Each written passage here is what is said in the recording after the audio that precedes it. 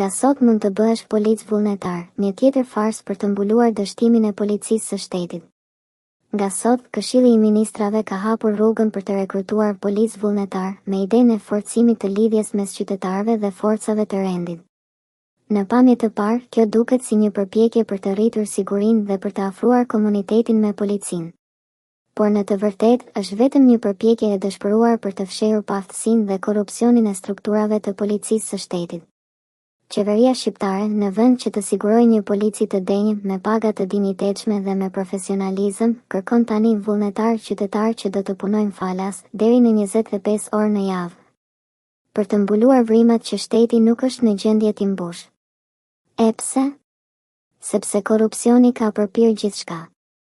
Në një vend ku raportet ndërkombëtare nxjerrin Shqipërinë ndër vendet me nivelin më të lartë të korrupsionit, jo vetëm në qeveri, por edhe në polici, është cinike të kërkosh nga qytetarët që të bëjnë detyrën që vetë shteti nuk e bën dot.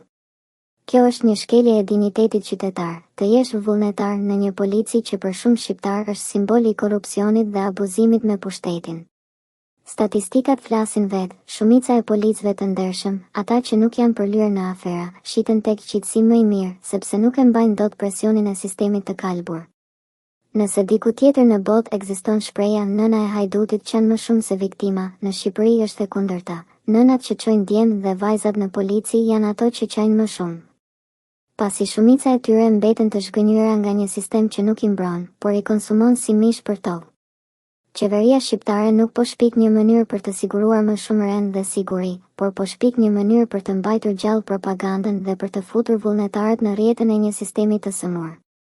Kjo nuk është forcimi i komunitetit, por manipulimi i tij.